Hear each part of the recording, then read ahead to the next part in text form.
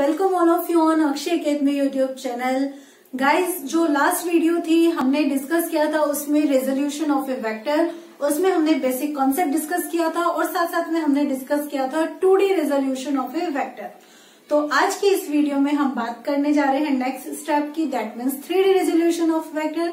तो चलिए अपना जो कॉन्सेप्ट है वो स्टार्ट करते हैं। 3D रेजोल्यूशन के लिए हमें क्या चाहिए, यहाँ पर 3 एक्सेस चाहिए। तो 3 एक्सेस हमें किस में मिलते हैं, 3D कोऑर्डिनेट सिस्टम में। तो हम यहाँ पर क्या करते हैं, सबसे पहले 3D कोऑर्डिनेट सिस्टम जो है उसे यहाँ पे बना लेते हैं। ठीक है, आप इसको, ये जो स्टेप मैं यहाँ पे आपको एक्सप्लेन करने जा रही हूँ, इसे बहुत ध्यान से समझिएगा, ठीक है, ताकि कोई कंफ्यूजन ना हो आपके माइंड में। ये आपने ले लिया है यहाँ पे एक्स एक्सिस, ये आपके पास है यहाँ पे वाई एक्सिस और ये है हमारे पास जेड एक्सिस। ठीक है, अब हम यहाँ पर क्या कर रहे हैं, इस कोऑर्डिनेट सिस्टम में ये तो हम ले रहे हैं ओरिजिन O और हम यहाँ पर एक वेक्टर जो है वो लेते हैं। ठीक है, तो जो भी हमारे पास वेक्टर है यहाँ पे हम ले लेते हैं, इसको इस तरीके से रिप्रेजेंट करते हैं, like this is our vector. और ये जो वेक्टर है यहाँ पर, यहां से यहां तक हम इसको डिनोट करते हैं वेक्टर A और यहाँ पर ले लेते हैं P पॉइंट, मतलब यहां से लेकर यहाँ तक का ये जो पॉइंट है हमारे पास क्या है, OP। अब इस OP वेक्टर को हमें रिजोल्व करना है। तो इसको रिजोल्व करने के लिए ना अब हम यहाँ पर देखते हैं बेसिकली हमारे पास कौन कौन सी डायरेक्शन है, एक तो एक्स एक्सिस है और एक वाई है और एक है हमारे पास जेड। इट मीन्स इसके जो कंपोनेंट्स होंगे वो इन तीनों डायरेक्शन में होंगे। तो जो कंपोनेंट्स हमारे पास होते हैं हम इनको यहाँ पर ले लेते हैं इस तरीके से, लाइक ये हमने यहाँ पर लिया है पहला कंपोनेंट एक्स डायरेक्शन में, ये आपके पास है यहाँ पर, तो एक्स डायरेक्शन में है तो आप इसे लेंगे यहाँ पे AX। ठीक है, इसको यहाँ पे अलग से लिख देती हूँ AX। इसी तरीके से जो y डायरेक्शन में हम लेंगे तो यहाँ पर मैंने इसे डिनोट कर रहे हैं हम किससे, AY से। और जो z एक्सिस में हम लेंगे वो हमारे पास कौन सा कंपोनेंट होगा, z एक्सिस के लिए AZ। यहाँ तक तो ये कॉन्सेप्ट है। अब हमें इनको क्या करना है, रिजोल्व करना है। तो रिजोल्व करने के लिए क्या करते हैं, इस O पॉइंट को ओरिजिन लेते हुए हम यहाँ पर इन तीनों साइड्स को, ओके, इन तीनों साइड्स को हम एजेस लेते हुए यहाँ पर एक रेक्टेंगुलर पैरेललोपाइप्ड का यहाँ पे कंस्ट्रक्शन करते हैं। तो रेक्टेंगुलर पैरेललोपाइप्ड के लिए आप यहाँ पर क्या करेंगे, दो एक्सिस को देखते हुए चलिए। तो सबसे पहले आप ये देखिए, ये तो आपके पास AX है और ये आपके पास AY है। तो इसके लिए जो आपके पास साइड्स होंगी तो वो इस तरीके से आपके पास आ जाएंगी। ठीक है, ये देखिए लाइक दिस, और ये आपको ये वाला प्लेन मिल जाता है XY प्लेन, यहां से यहां तक। ठीक है, इस पॉइंट को यहाँ पर मैं नेम दे देती हूँ N पॉइंट। अब जैसे आपने इन दोनों के लिए ये प्लेन कंस्ट्रक्ट किया है, आप यहाँ पर ये Z एक्सिस और ये वाला X एक्सिस, इनके लिए भी एक प्लेन कंस्ट्रक्ट करेंगे। तो जो अब आपके पास प्लेन होगा, अब आप यहाँ पर देखिए, ये आपके पास X ऐसे है, तो X एक्सिस के लिए तो मैं ऐसे यहाँ पे ड्रॉ करूंगी एक लाइन। ठीक है, नेक्स्ट अब आपको क्या करना है, इसके पैरेलल, तो इसके पैरेलल जब हम कंस्ट्रक्ट करेंगे तो ये आपको इस तरीके से मिलेगा। ओके, अब आप यहाँ पर देखो, इसको हम यहाँ पर नेम दे देते हैं M पॉइंट। क्लियर है। अब यहाँ पे ये जो A है आपके पास, अगर आप यहाँ से इसको मिलाओ तो एक स्ट्रेट लाइन आपको यहाँ पे मिलेगी, यानी कि एक परपेंडिकुलर ये यहाँ पे ड्रॉ करेगा। तो हम यहाँ पर इस परपेंडिकुलर को ड्रॉ करते हैं, तो लीजिए ये आपको इस तरीके से मिल जाता है। ठीक है, तो ये आपके पास यहाँ पर पॉइंट हुआ। अब जैसे आपके पास ये वेक्टर A यहाँ पे है, ठीक है, ऐसे ही अगर हम यहाँ पर इस प्लेन के लिए लें तो हमें क्या मिलेगा, तो ये यहाँ पर देखिए आपको बिल्कुल इसी तरीके से यहाँ पर ये एक मिल जाता है, ये आपके पास इधर वाला वेक्टर हो जाता है। ठीक है, अब आपको सिंस पैरेललोपाइप्ड बनाना है तो आप इसके आगे कंटिन्यू कर सकते हैं, अदरवाइज आपका जो काम है वो यहाँ पर भी हो जाएगा कंप्लीट। तो हमें यहाँ पर क्या करना है, पैरेललोपाइप्ड बनाना है। तो हम इसके लिए आगे का जो कंस्ट्रक्शन है वो करते हैं। अब आपको इस वाले प्लेन के लिए चाहिए, तो अब आप यहाँ पे इसके पैरेलल लेंगे। ठीक है,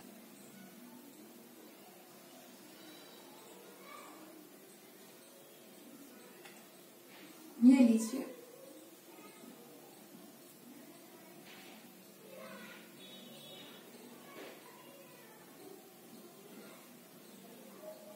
इस तरीके से आपका पैरेललोपाइड यहाँ पे बन जाता है।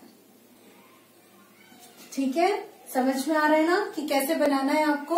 यहाँ पे क्या किया है, सबसे पहले ये वाला y और ये वाला x एक्सिस ऐसे है तो इसके पैरेलल ये लाइन ड्रॉ की। ठीक है, मैं एक बार आपको रिकैप कर रही हूँ सारा। ये वाला ऐसे है तो ये एक आपने ड्रॉ की, तो आपको ये एक प्लेन मिल गया। अब हमने इस वाले के अकॉर्डिंग प्लेन बनाया, तो ये हमारे पास ऐसे है तो हमने ये ऐसे ड्रॉ किया। नेक्स्ट ये आपके पास इस तरीके से है तो ये आपका पैरेलल ये हुआ, तो ये जिस पॉइंट पे मिलते हैं ये आपके पास M पॉइंट हो गया। सिमिलरली अब हमने इसके पैरेलल इसको लिया है और इसके पैरेलल इसको लिया है। ठीक है, तो आपके पास इस तरीके से एक पैरेललोपाइड जो है वो बन जाता है।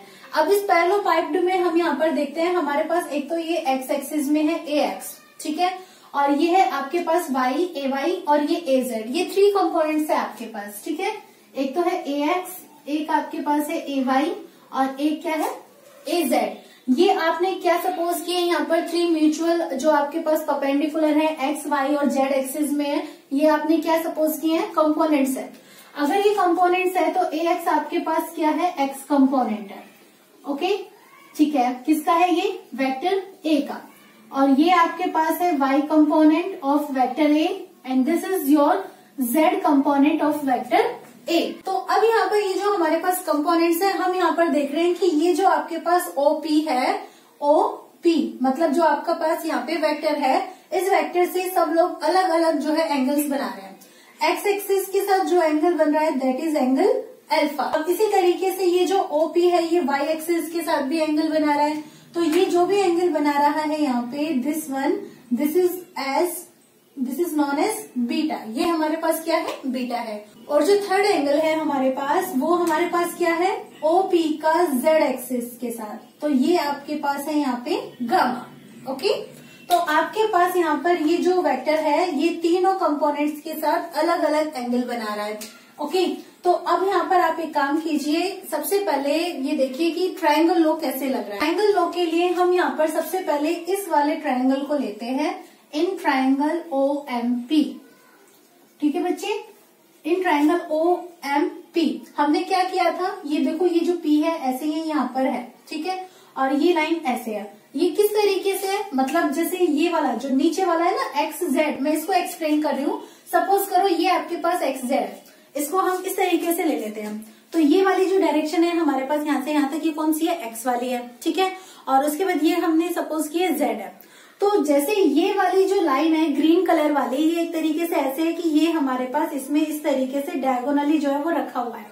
ओके, और ये जो PM है आपके पास ये कैसे है, ये ऐसे है, मतलब इस तरीके से। ओके, और जो वेक्टर A है वो आपका यहाँ पे, तो देखो वेक्टर A यहाँ, ये यहाँ और ये यहाँ, तो ये कैसा ट्रायंगल बन रहा है आपके पास, इस तरीके से। This is your right angle triangle. तो राइट एंगल ट्रायंगल अगर ये आपके पास बन जाता है तो इस कंडीशन में हम देखते हैं कि ये जो OP वेक्टर है ये हमारे पास क्या है, यहाँ पे रिजल्टेंट है। ओके, सो रिजल्टेंट यानी कि वेक्टर OP, इसकी वैल्यू किसके इक्वल होगी। अब देखो ट्रायंगल लॉ आप अप्लाई कर सकते हो यहाँ पे। ठीक है, तो नेक्स्ट आप यहाँ पर लिखेंगे पहले using triangle law of vectors. बहुत इंपॉर्टेंट लॉ है बेटा ये, अगर आपको इसके कॉन्सेप्ट नहीं पता है तो मैं इसकी वीडियो बना चुकी हूँ, आप वहां पर भी इसको देख सकते हैं। ठीक है, आपको प्लेलिस्ट में मिल जाएगा, और कहोगे तो मैं आपको डिस्क्रिप्शन में भी ऐड कर दूंगी। तो यहाँ पे आपने देखा OP ये रिजल्टेंट है, तो ये रिजल्टेंट आपके पास किस किस के इक्वल है, एक तो ये वाली साइड है आपके पास, ठीक है, दिस इज OM, ये है हमारे पास एक तो वेक्टर OM के इक्वल, प्लस अब यहाँ पर ये M है और ये P है। तो अब आप देखो y एक्सिस आपका कहाँ है, ऐसे इस डायरेक्शन में, तो ये भी आपका इसी डायरेक्शन में अपवर्ड है, तो MP है। क्लियर, तो आप यहाँ पर लिखेंगे this is vector MP, equation number 1। Clear है यहाँ तक। अब देखो आपके पास वेक्टर OP, वेक्टर OP की वैल्यू आपके पास क्या है, वेक्टर A। ठीक है, वेक्टर OM इसकी तो वैल्यू हमें नहीं पता, अभी नहीं पता ना। ओके, नेक्स्ट है MP। अब आप देख रहे हैं कि जब ये हमारे पास एक रेक्टेंगुलर पैरेललोपाइड है तो उसमें ये वाली जो साइड है, देखो ये हमारे पास क्या है, इसकी दिस इज योर हाइट। ये जो हाइट है इस वाली हाइट की क्या होगी, इक्वल होगी, इक्वल होगी ना। MP को यहाँ पर क्या लिख सकते हैं, दिस इज O, यस, ठीक है, दिस इज OS। तो आप MP की जगह OS लिख सकते हो, बट अभी भी आपके पास क्या बच जाता है, OM। हमें इसकी वैल्यू नहीं पता, तो हम यहाँ पे पहले जो वैल्यूज हैं वो लिख देते हैं। देखो आपको OM OP तो पता ही है भाई, वेक्टर A है, OM हमें नहीं पता अभी तक, फिलहाल नहीं पता, plus MP this is OS, ये हमारे पास OS के इक्वल है। कोई कंफ्यूजन, कोई डाउट यहाँ तक नहीं है ना, ठीक है। अब हम लेते हैं वेक्टर OM को। तो बच्चों देखो वेक्टर OM ये आपके पास अगर आप ध्यान से देखो तो इस वाले ट्रायंगल के अंदर है, दिस इज ट्रायंगल OMN, है ना। तो आप यहाँ पर यूज कर सकते हो ट्रायंगल OMN। तो उसमें ये जो वेक्टर OM है, जैसे मैंने बताया था कि ये आपके पास यहाँ पे क्या है, एक तरीके से रिजल्टेंट है, तो ये भी तो एक तरीके से रिजल्टेंट ही हो सकता है, मतलब ये दोनों एक तरीके से ऐसे है, ओके। ये ऊपर जा रहा है तो दूसरा नीचे आ रहा है, लाइक दिस वन। ये ऊपर कौन से प्लेन में है आपके पास, XY प्लेन में, और ये आपके पास ऐसे नीचे है, ये XZ प्लेन में, ओके। तो आपके पास यहाँ पे हमने क्या कहा कि हम इसको रिजोल्व कर सकते हैं वेक्टर OM को। कैसे, ये वेक्टर OM है, this is equal to vector ON, पहले तो ON फिर उसके बाद NM क्यों लेंगे, MN क्यों नहीं लेंगे, तो देखो ओरिजिन से लेते हो, NM, ये देखो O से लेकर यहाँ तक, ये क्या है AZ, ठीक है, तो NM, so this is equal to ON plus NM, equation number 3। हम इक्वेशन नंबर 3 की वैल्यू जो है इक्वेशन नंबर 2 में अप्लाई कर देते हैं by putting value of equation number 3 in equation number 2 we have.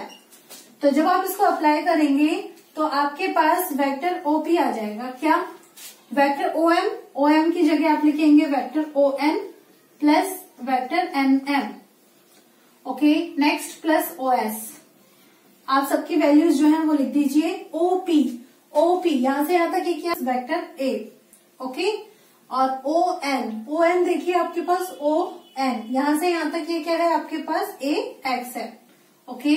NM यहां से यहां तक, ये देखिए ये आपके पास क्या है यहाँ पे AZ, ये देखो यहां से यहां तक क्या है AZ है, सो this is AZ plus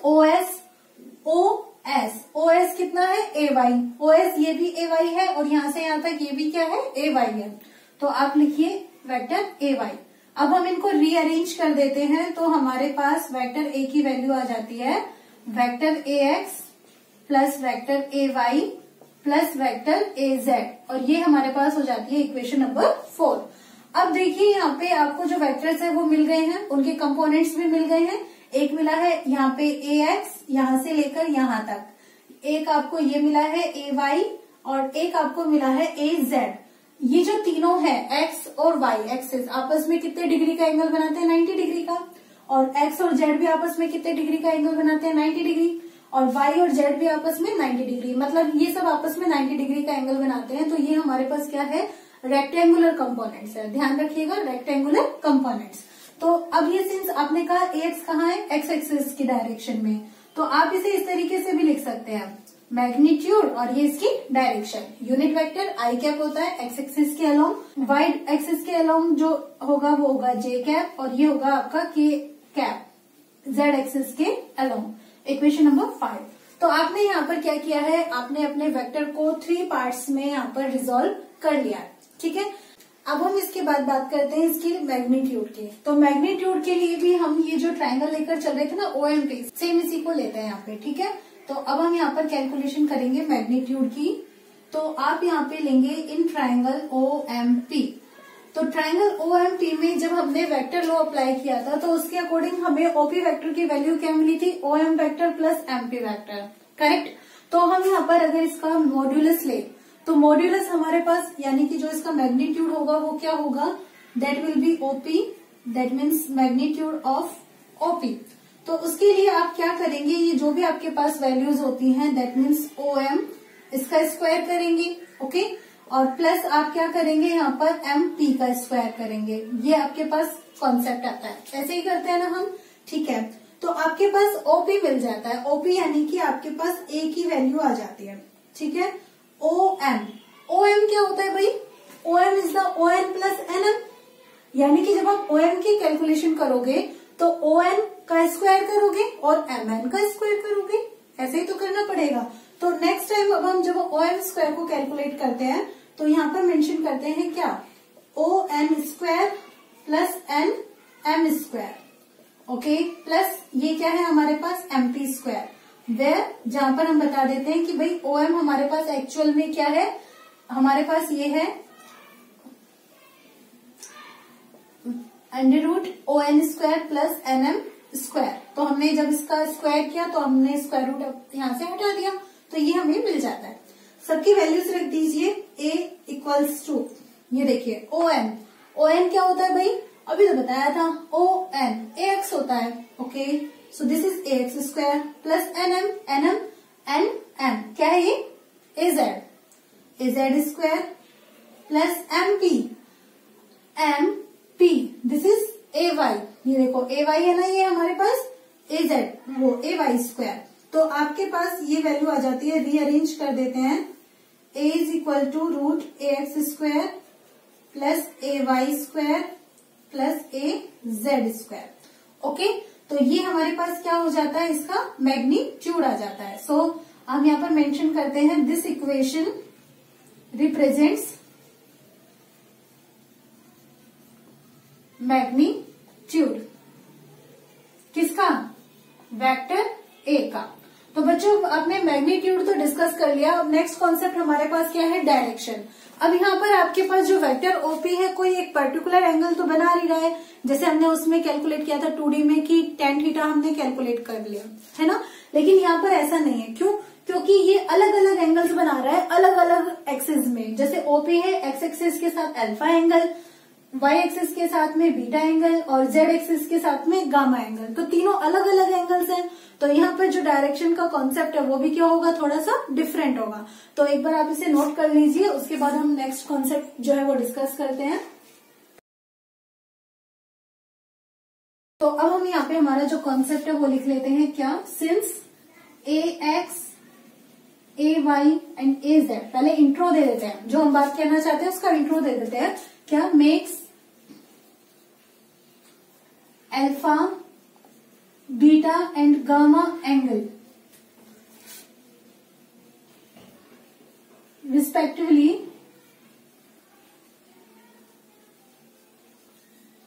with OP vector या फिर विद वेक्टर ए। ये हमारे पास डिफरेंट एंगल्स बनाते हैं। तो सबसे पहले हम यहाँ पर अल्फा एंगल का कॉन्सेप्ट एक बार ले लेते हैं। तो ये देखिए अल्फा एंगल के लिए ये हमारे पास एक ट्रायंगल बन जाता है, बनता है ना। अब जब हम इस ट्रायंगल को यहाँ पर देखते हैं तो हम देखते हैं कि आपके पास ए एक्स ये है और ए ये है। तो ये आपके पास एक तरीके से बेस है और ये क्या है? हाइपोटेनस। तो बेस और हाइपोटेनस को यूज करते हुए आप यहाँ पर कॉस अल्फा की वैल्यू जो है वो कैलकुलेट कर सकते हो, ओके। तो यहाँ पे आपके पास इसकी वैल्यू क्या हो जाती है? ए एक्स अपॉन ए, ठीक है। बेस देखो यहाँ से यहाँ तक ये है ए एक्स, ये वैल्यू जो है आपके पास किसकी है? यहाँ पे ए एक्स की, ठीक है। ये तो बेस हो गया और ये आपके पास क्या हो गया? Hypotenuse. So A X upon A is equal to cos alpha. अब बच्चों आप इसको इस तरीके से भी यूज कर सकते हैं या फिर आप इसको बोल सकते हैं कि ए एक्स हमारे पास क्या है? ए कॉस अल्फा है। जैसे वहां पे होता था ना ए एक्स क्या होता था? ए कॉस थीटा। अब जैसे आपके पास ये कॉन्सेप्ट है तो यहाँ पर आपके पास जो वैल्यू आती है कॉस अल्फा की, हम एक काम करते हैं, इसको यहाँ पर सपोज क्या कर लेते हैं? एल सपोज कर लेते हैं, ठीक है। नेक्स्ट अब आपके पास यहाँ पे जैसे हमने कॉस अल्फा किया कैलकुलेट, सिमिलरली आपके पास ए वाई क्या होगा? भाई वहां अल्फा एंगल बना रहा है तो यहाँ पे कौन सा एंगल? यहाँ बीटा एंगल है, इससे ज्यादा तो कोई डिफरेंस नहीं है। So we can write A Y is equal to A cos beta. तो आपके पास यहाँ से कॉस बीटा क्या आ जाएगा? That is equal to A Y upon A, and हमने यहाँ पर इसको एम सपोज किया है, ओके।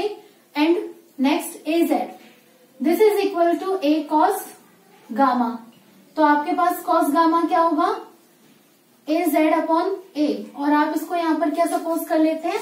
एन, ठीक है। ये जो वैल्यूज हैं हमारे पास कॉस अल्फा, ठीक है। यहाँ पर एल जो है हमारे पास क्या है? कॉस अल्फा है। एम हमारे पास क्या है? कॉस बीटा है। एंड m क्या है आपके पास, कोस गामा है। बच्चों इन्हें हम कहते हैं यहाँ पे direction cosines, are direction cosines, ये हमारी डायरेक्शन को रिप्रेजेंट करते हैं, ठीक है। और ये जो भी है हमारे पास, these are the cosines of angle, ये कोसाइन है, मतलब कोस लगा हुआ है ना इनके साथ में, तो ये कोसाइंस है हमारे पास, cosines of angle alpha, beta and gamma respectively. मतलब कोस अल्फा हमारे पास अल्फा एंगल की कोसाइन है, कॉस बीटा हमारे पास बीटा एंगल की कोसाइन है, और कोस गामा हमारे पास गामा एंगल की कोसाइन है। तो अब हम यहाँ पर क्या करते हैं कि ये जो भी वैल्यूज हैं, कोस अल्फा, कोस बीटा और कोस गामा, इनको स्क्वायर करके ऐड कर देते हैं, ठीक है। Now squaring and adding these values we get, क्या मिलता है हमें, देखो भाई कॉस अल्फा है तो मतलब एक तरीके से आप L square plus M square plus N square कर रहे हो, करेक्ट। आपके पास एल क्या है, cos alpha, so cos square alpha plus cos square beta plus cos square gamma, आपने इनको स्क्वायर करके ऐड कर दिया। इन सब की वैल्यूज क्या है आपके पास, बताइए। ये आपके पास क्या है, कॉस अल्फा, कॉस अल्फा देखो कितना है हमारे पास, ax अपॉन a, आपने इनका स्क्वायर किया, सो हम यहाँ पर मेंशन कर सकते हैं ax square upon a square, plus cos beta, cos beta क्या है, ay अपॉन a, तो आप यहाँ पर मेंशन कर सकते हैं ay square upon a square, plus cos square gamma, ये कॉस गामा है आपके पास, आप इसका स्क्वायर कर दीजिए, ठीक है। सब में आपके पास डिनोमिनेटर a स्क्वायर है, तो आपके पास एलसीएम क्या होगा, a स्क्वायर आ जाएगा, और यहाँ पे क्या होगा, ax square plus ay square plus az square. अब बच्चों ये तो वैल्यू है ना, अभी अभी हमने कैलकुलेट की थी, मैग्नीट्यूड आया था ना आपके पास, a is equal to square root ax square plus ay square plus az square, ऐसे आया था। तो ये आपके पास क्या है, यहाँ पे मैग्नीट्यूड है और ये इसका स्क्वायर, तो a square upon a square, तो a स्क्वायर से a स्क्वायर कैंसिल हो जाएगा। सो फाइनली आप कह सकते हैं L square plus M square plus N square, that means cos square alpha plus cos square beta plus cos square gamma is equal to 1। ये आपके पास यहाँ पे कॉन्सेप्ट आ जाता है। तो इसको आप यहाँ पर मेंशन करेंगे क्या, sum of squares, sum of squares of direction cosines, ठीक है। Cos alpha, cos gamma, cos beta, ये सब क्या है, डायरेक्शन कोसाइंस, किसकी है, किसी एक वेक्टर की है, ठीक है। इनकी वैल्यू क्या होती है, 1 होती है, इज ऑलवेज यूनिटी। तो अगर हमारे पास अल्फा और बीटा गिवन है और गामा कैलकुलेट करना है, तो हम इजीली कैलकुलेट कर सकते हैं इस वैल्यू से, ओके। या फिर मतलब कोई भी एल एम कुछ भी हमारे पास दो वैल्यू गिवन है और हमें थर्ड की वैल्यू पूछी है, तो हम उसकी वैल्यू को यहाँ से इजीली कैलकुलेट कर लेते हैं। तो ये हमारे पास यहाँ पर जो 3D रेजोल्यूशन होता है उसका डायरेक्शन का कॉन्सेप्ट हो जाता है, आप इसको नोट कर लीजिए। नेक्स्ट वीडियो में हम डिस्कस करेंगे scalar product and vector product को। तब तक के लिए bye bye, tata, thank you for watching my channel.